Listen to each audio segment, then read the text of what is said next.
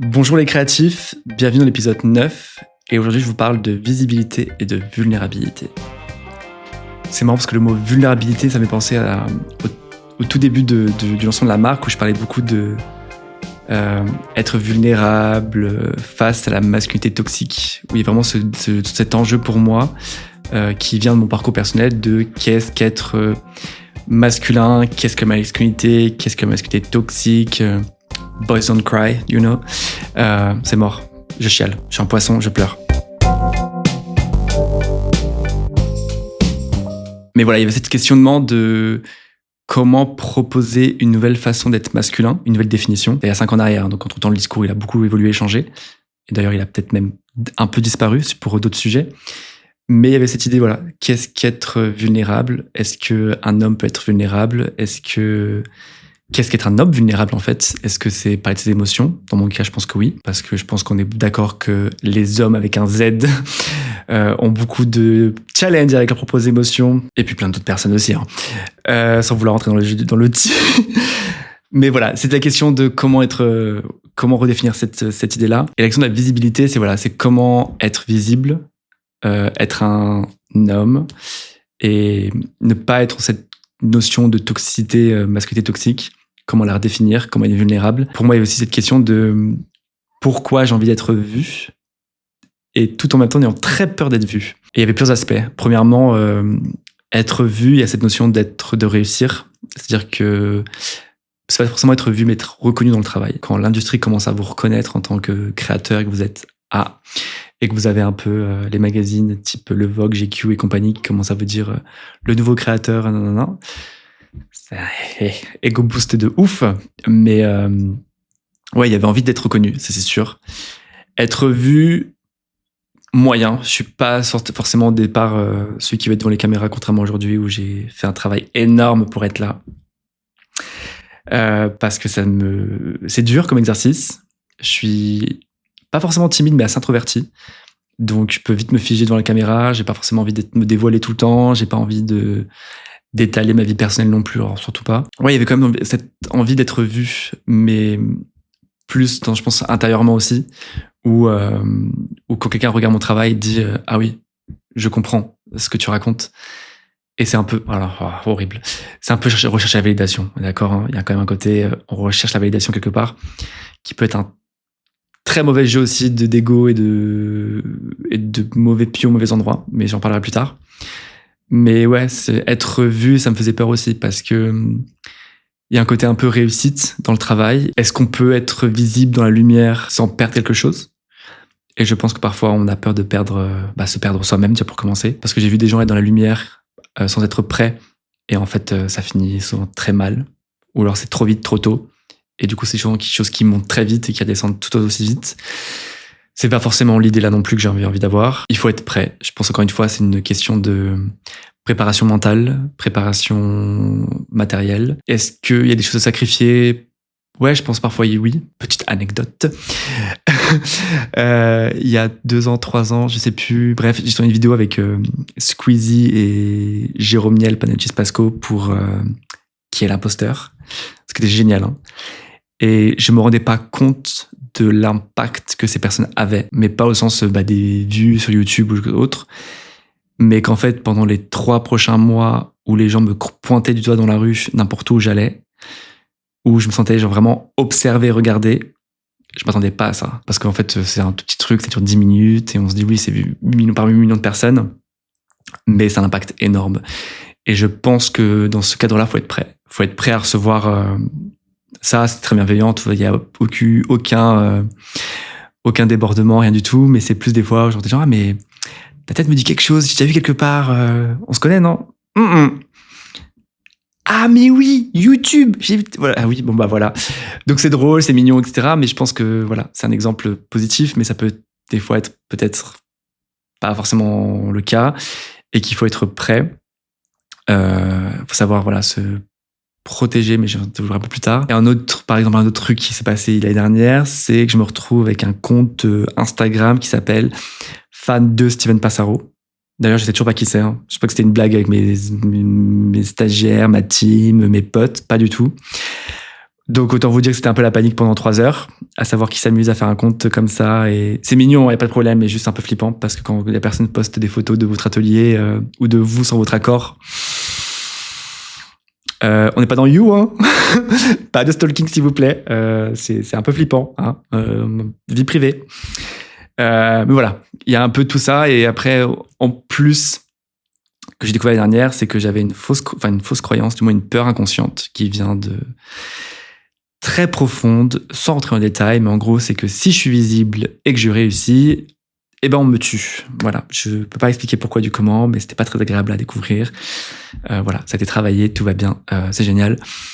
Mais voilà, il faut être prêt. On n'est plus dans les années 90, on est en 2025, les réseaux sont partout, les caméras sont partout. Il faut être prêt.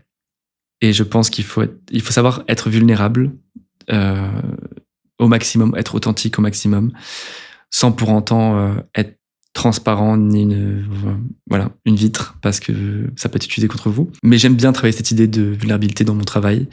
J'aime bien voir quelque chose de assez fragile entre la cicatrice et le j'ai souffert dans le passé, mais c'est résolu et je suis là, je suis debout et je avance vers le truc. C'est vraiment une tension que j'aime beaucoup dans le travail, dans l'image.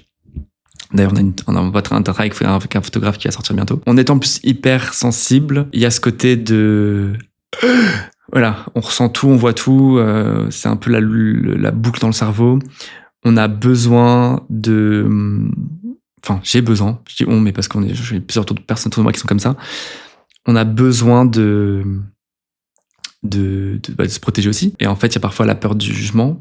La peur, alors ça va se faire critiquer, quand on a été critiqué beaucoup dans sa vie, c'est pas forcément agréable, mais je pense que ça fait aussi partie du jeu. Il y a aussi une espèce de performance à avoir, l'image, et là je pense plus réseaux sociaux, Instagram, etc., qu'en fait, peu importe ce qui se passe en off, toujours avoir le sourire, toujours montrer la meilleure de soi-même, toujours montrer que tout va bien, que tout est cool, la vie est belle, vous savez, non, en fait à un moment donné, on n'a pas envie, j'allais dire mal baisé.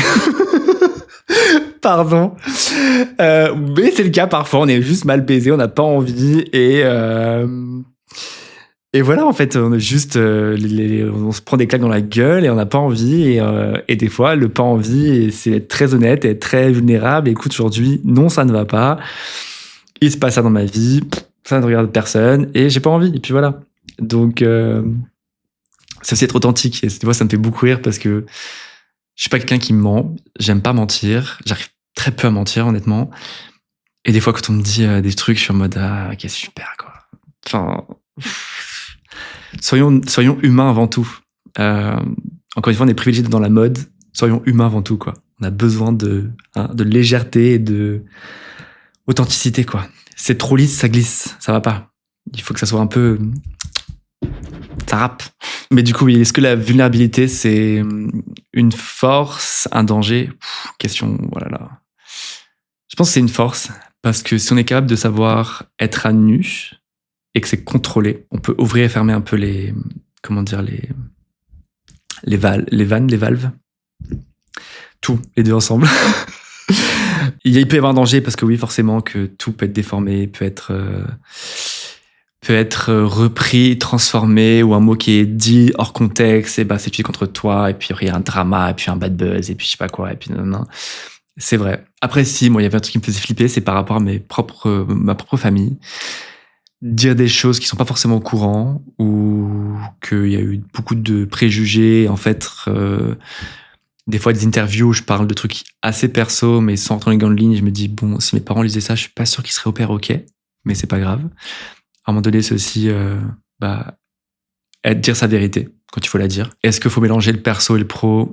Je suis pas forcément d'accord avec ça, mais des fois, il y a des choses qui sont personnelles, qui sont pertinentes à un moment donné. Type quand on parle santé mentale, parce que voilà, c'est arrivé. Je pense que parler de son passé aussi, c'est quelque chose qui est bien, de comprendre d'où on vient. Dans mon cas, je pense que j'ai pas très peu parlé du fait que j'étais d'origine portugaise. C'est pas un truc qui intéresse forcément les médias, honnêtement. Mais je suis pas fier. Je suis ni un ni autre. Je suis pas fier ni dégoûté. C'est ma culture. Les Portugais il y a de la bonne cuisine, des bonnes pâtisseries. Ça, pour le coup. Allez, s'il vous plaît, manger des pastéis natas. Ça, pour le coup, on est assez fiers. Mais ma famille, quand même, globalement assez généreuse. Je pense plutôt dans ma grand-mère. En plus, là, j'ai une photo. Je viens de voir. Ça, c'est ma grand-mère et moi, petit, vous allez voir déjà. Sens de la mode assez développé. Hein. Je pense que je dois avoir un album photo avec au moins une centaine de photos, donc de looks par jour. Ma mère, son kiff, c'était de m'habiller tous les jours et de prendre une photo de moi tous les jours. Tous les jours. Et ce qui est assez drôle, c'est qu'il y a des choses qui sont complètement... je dois avoir entre 2 et 5 ans sur les photos. Et il y a des looks, des pièces qui sont complètement au goût du jour. Et pareil, la première fois que j'ai pris une photo de moi petit, je me suis dit, tiens, je mets ça sur mon Instagram. Je me suis dit, ouais, mais c'est hyper intime, en fait, comme souvenir. Pourquoi tu fais ça? Et en fait, je trouvais juste que le geste du premier souvenir de la mode que j'ai, c'est mes albums photos d'enfants où ma mère me prenait en photo avec des looks, look en jean, look en costume, Noël, machin. C'est vraiment, premier souvenir de la mode. Ça me pose la question, voilà, d'être vulnérable avec le premier souvenir de la mode, c'est ça. C'est mes photos d'enfance, habillés, tout chicos, bébé. Assez mignon, faut l'avouer. Mais oui, donc, se montrer, oui. Se protéger quand même. Parce que, voilà. Un bad buzz, c'est vite arrivé, je pense. Faut pas non plus se mettre en danger. Pas en danger psychologique, mais c'est un peu ce truc-là. Dire quelque chose, faire quelque chose qui peut, ou qu'on peut ne pas assumer derrière. Je pense qu'il faut s'écouter avant tout. Encore une fois, j'étais hyper bien accompagné sur certains sujets avec soit l'attaché de presse ou ma coach à l'époque. Et mes amis aussi, bien sûr. Je pense que ma meilleure amie, elle a dessus... dédicace à Sonia. C'est aussi quand me mettre un coup de pied au cul et comme dire là tu vas trop loin, reste tranquille. D'ailleurs on m'a posé une question de podcast avec Damien il y a pas longtemps, c'était comment tu gères ta vie privée, vie perso. Je lui dis on ne fait pas la mayonnaise avec le pro, hein. Les histoires personnelles sont personnelles et le pro est le pro. Pas de... Bon, vous avez compris, hein. Pas besoin de geste plus que ça. On reste, voilà. Pour le coup, j'aime pas les cases, mais là on met les cases. Hein, on mélange pas tout ensemble. Je me protège de ça. Sur Instagram, voilà, il y a mon compte professionnel.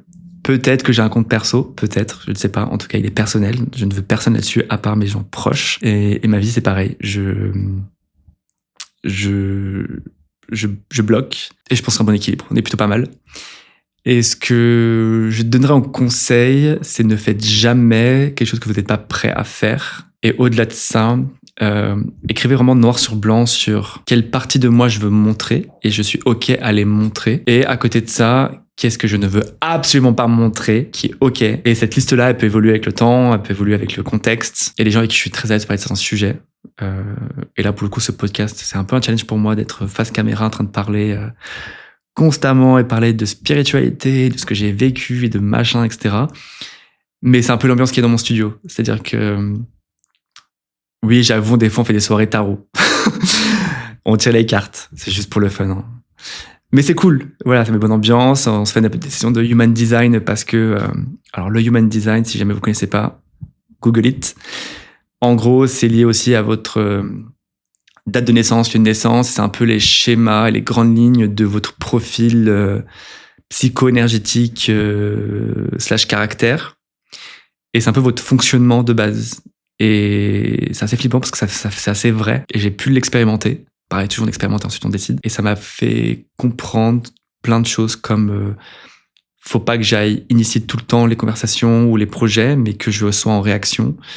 Donc quand quelque chose me fait vibrer, je prends l'opportunité. Et si je pense pas vraiment oui 300%, c'est un non. Donc il faut que je dise non. Ça prend encore tous les jours. Mais voilà, grâce à ces outils-là, je trouve mon équilibre.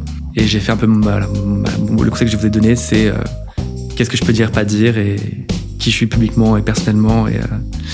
Et voilà, on fait la part des choses. Et maintenant, c'est à vous de le faire.